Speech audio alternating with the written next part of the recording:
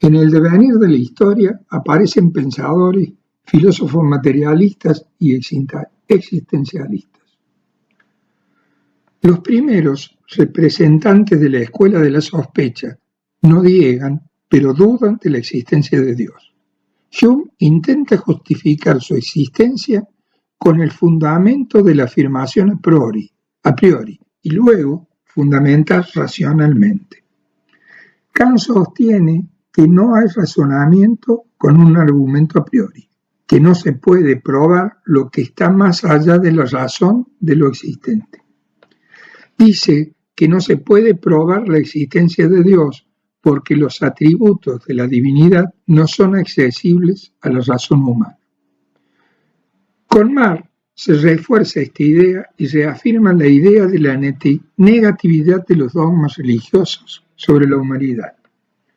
Freud afirma que la religión es una amenaza para la libertad y la verdad. En su libro, El futuro de la ilusión, lo expresa con claridad.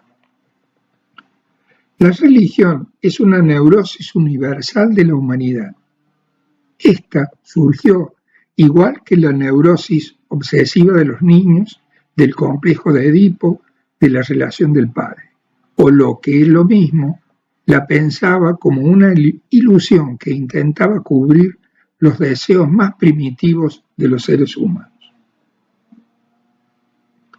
Estos filósofos materialistas se ocuparon más de estudiar el hombre en sociedad como un ser social más que como un individuo creado a semejanza de Dios. Analizan el hombre en su contexto sociopolítico no desde la metafísica, sino en la misma realidad y construyen el pensamiento denominado materialismo histórico para describir, aclarar y cuestionar el orden establecido y proponer nuevas formas de liberación desde lo humano y alejado de los dioses. Los existencialistas son esencialmente ateos. No existe un devenir, no hay nada más allá de la razón de la existencia. El existencialismo defiende que el individuo es libre y totalmente responsable de sus actos. Esto incita en el ser humano la creación de una ética de la responsabilidad individual, apartada de cualquier sistema de creencias externo a él. El principal o más reconocido pensador, Sartre, sumado a Simone de Beauvoir, Camus, Heidegger, dicen que el hombre es el creador del sentido y del sinsentido de la existencia.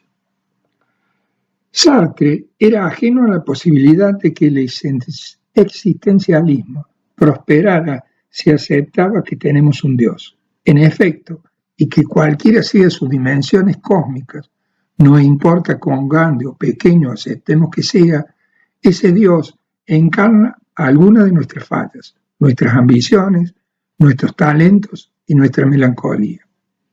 Porque el fin no está escrito, y si lo está, no hay lugar para el existencialismo. Pero fundemos nuestras creencias en el hecho de nuestra existencia, y no nos costará demasiado aceptar que no somos solo individuos, sino acaso parte vital de un fenómeno más amplio que va en busca de alguna visión de la vida más sutil que la que se desprende de nuestra condición humana actual. ¿Y ahora qué? ¿Sin Dios o con Dios y sin religión? La posmodernidad, los posmodernos, los filósofos actuales como Batimó, Caputo, Derrida, Deleuze, Agamben, Foucault, por nombrar algunos, sus pensamientos se han orientado más al entendimiento de lo humano sin negar la existencia de algo superior, pero alejado de las religiones. Debatir sobre la propia existencia de la naturaleza humana en un mundo social. Lo colocan, al parecer a Dios, en un lugar del pensamiento individual y no en lo colectivo. Está más allá de los límites del pensamiento humano. Batimó sostiene a un Dios débil o debilitado. En la introducción del libro Después de la muerte de Dios, Batimó dice: en la perpetua agonía de la religión subyace su relevancia, filosófica y teórica. Al vivir una muerte cada vez más indudable e irremediable, tiene la certeza de que volverá a la vida, ya sea en su propio ropaje actual o en otro. Como Dios ha muerto hace ya algunas décadas, aunque algunos no se han enterado y por ello aún no lo han enterrado, trata de celebrar las exequias divinas y exponer la situación humana tras semejante catástrofe ontológica. La catástrofe es drástica porque la muerte de Dios conlleva la muerte de la religión tradicional, pero también la muerte del mundo y del hombre tradicional. Se iniciaría una época posreligiosa y poscristiandad, al menos en el ámbito occidental, que es el ámbito cultural propio de la muerte de Dios. En efecto, el cristianismo proclama la muerte de Dios en Jesús, una proclamación antigua de la que habría tomado finalmente conciencia crítica la posmodernidad.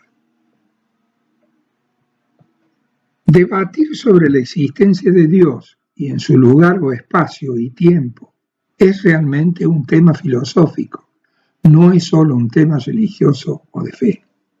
Trasciende los umbrales del pensamiento, la razón. Está en otro lugar, en otro tiempo, es metafísico.